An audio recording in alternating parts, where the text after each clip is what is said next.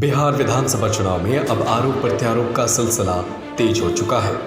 इस बीच महागठबंधन की तरफ से मुख्यमंत्री पद के उम्मीदवार और राजद नेता तेजस्वी यादव ने कहा है कि वो अगर अनुभवहीन और नौसिखिए हैं तो एनडीए के नेता 20-20 हेलीकॉप्टर से उनका पीछा क्यों कर रहे हैं। इतना ही नहीं, तेजस्वी ने नीतीश कुमार पर भी हमला बोला है और कहा है कि वो शारीरिक और मानसिक रूप से थक गए हैं। चुनावी रैलियों के लिए निकलने से पहले पटना में संवाददाताओं से बातचीत में नेता प्रतिपक्ष ने कहा कि बीजेपी के नेता चुनाव में मुद्दे की बात क्यों नहीं करते। तेजस्वी ने 10 लाख लोगों को सरकारी नौकरी की देने के वादे पर नीतीश द्वारा सवाल उठाए जाने पर कहा कि वो बिहार को आगे नहीं बल्कि पीछे ले जाना चाहते हैं। उन्होंने कहा कि नीति आयोग की रिपोर्ट जो कहती है उसी के आधार पर हम योजना बनाते हैं और दावा कर रहे हैं।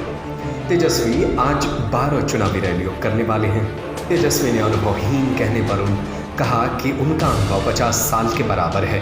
उन्होंने कहा कि 5 साल के कार्यकाल में वो उप मुख्यमंत्री भी रहे हैं और नेता विपक्ष भी। उन्होंने कहा कि 1985 में नीतीश जी विधायक बनकर पहली बार आए थे, लेकिन 1990 में वो केंद्रीय मंत्री बन गए। उनके पास कौन सा अनुभव था। हम तो 5 साल में डिप्टी सीएम और नेता प्रतिपक्ष दोनों में ही रहे हैं। तेजस्वी ने कहा कि हम तो अकेले हैं, लेकिन ये लोग मिले क्यों हैं। उन्होंने बीजेपी अध्यक्ष जेपी नड्डा पर भी हमला बोला और कहा कि वो बिहार को विशेष राज्य देने की बात तो छोड़िए, वे कि विशेष पैकेज पर भी नहीं दिला पाए।